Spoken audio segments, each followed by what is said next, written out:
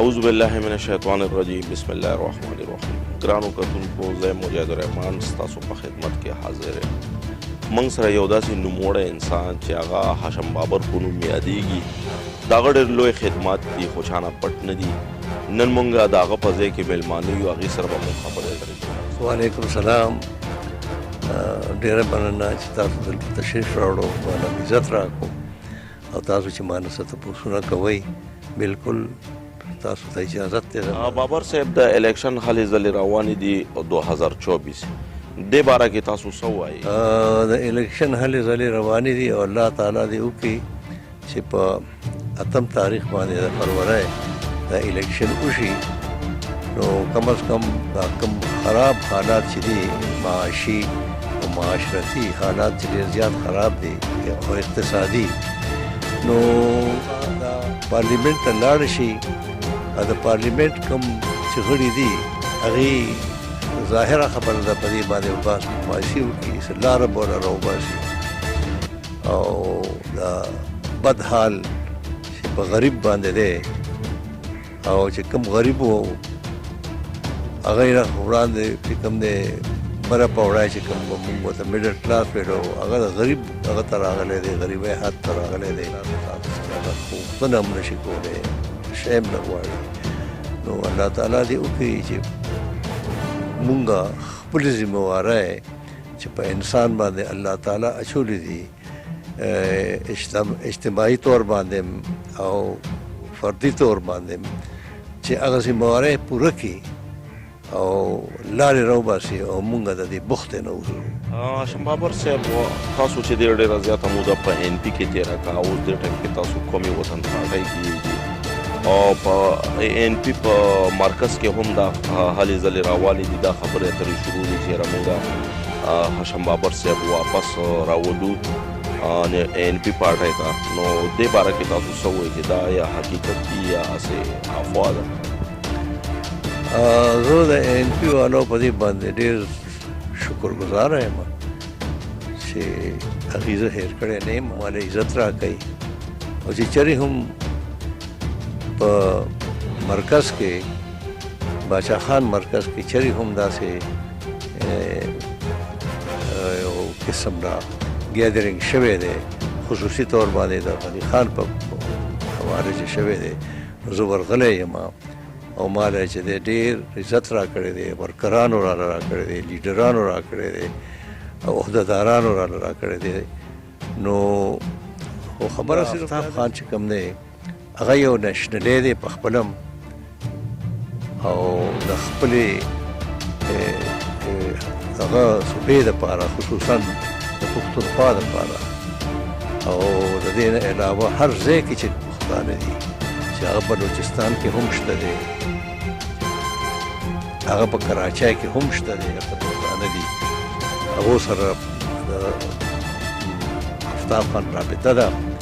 او افتاب خان یو داسې سړی دی چې زه به ته یو ماډل مسلمان ویم. د مسلمان کار صرف دا دی ټولو نه زیات اول چې مونځ او دس او حج او روژه دا خو په خپل ځای باندې د الله تعالی عبادتونه دي، لیکن الله چې په انسان باندې کوم شیز واجب کړی دی هغه خیرات زکات دی، چیریټي چې ورته وایي هر شکل کې. نو هغه چیریټي چې ده هغه په افتاب خان کې پرته ده، دسترخوان 24 غنټې چلیږي او د دې چیریټي نه علاوه د قیام او د توام نه علاوه چې د ده کومه چیریټي ده ټول نه غټه ده چې چا له نوکرۍ ورکړي دي چې په کومه محکمه کې پاتې شوی دی، هغه محکمې نه چې کوم دی پښتنو له نوکرۍ ورکړي دي، بدنامه شوی نه دی چې یاره چانې پیسې اخیستې دي، بلکې عجیبه خبره دی چې ولاړ یم او ټرافیک ودرېدلی وي، هغه ټرافیک انسپکټر چې کوم دی ما صحیح کې هم پېژني، په منډه ټرافیک چې کوم دی ما دپاره لاره کولو کړي، ځکه چې هغه افتاب خان برتي کړی دی. نو دا داسې خبرې دي چې دا یو کار داسې دی، دا خیرات یو داسې دی چې د انسان الله تعالی ته دا نه نږدې دا خیراتونه کبیره او صغیره ګناهونه معاف کړي.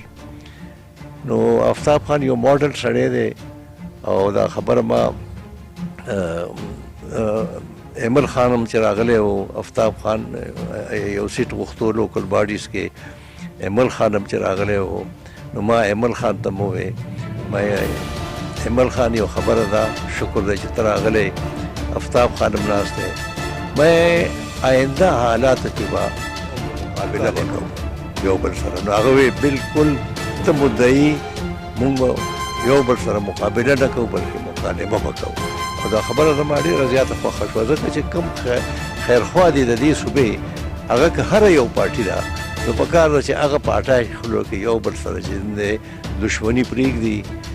مقابلې ډېرې پرېږدي او یو بل ته ورته عوامي نیشنل پارټۍ تاسو ته یو ځل بیا دعوت درکړو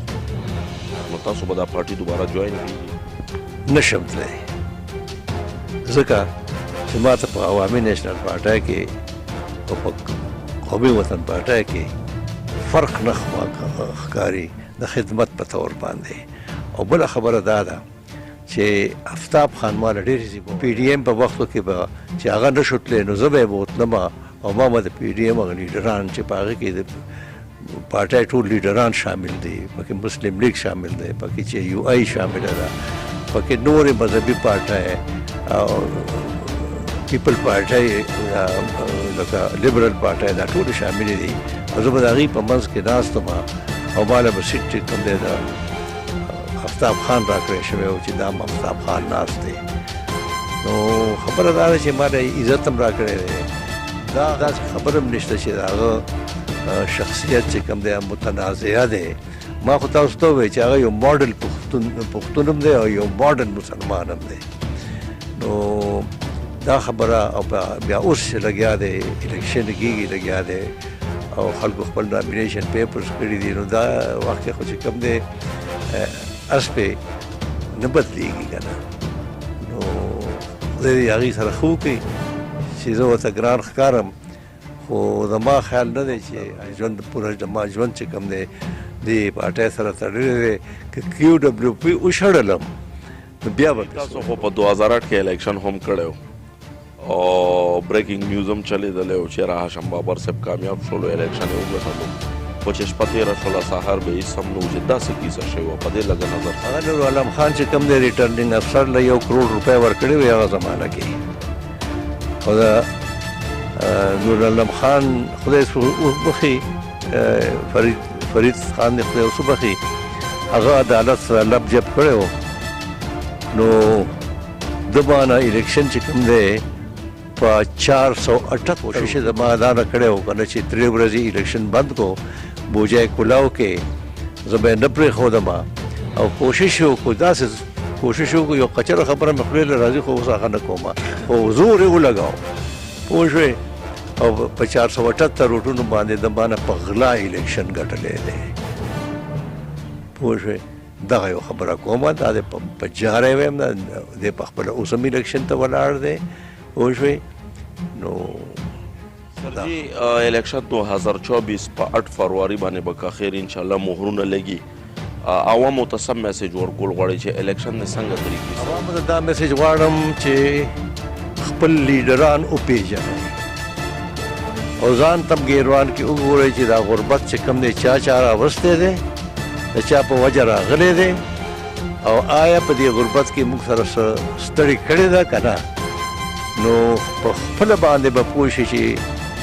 اوس هم د قومي وطن پارټۍ کارونه جاری دي کارونه اوس هم جاری دي که هغه انفرادي کارونه دي هم او خاص طور سره اجتماعي کارونه جاری دي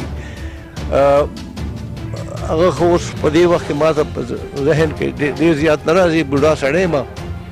خو ودې کې ما ته د یو پارټي وښایي چې اوس چې کوم دی هغې څه کارونه کوي او که کارونه بند کړي دي نو ظاهره دی چې قومي وطن پارټي ده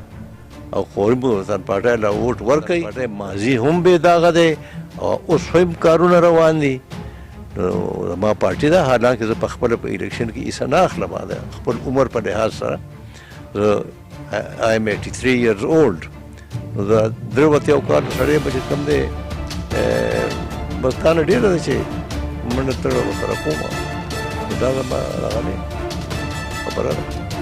چې نورنم ته د درنه یې نورنم اوس بیا یو ای ته تللی دی زه خو د دعا نشم کولی خو خیر یې هم ورته نه کوم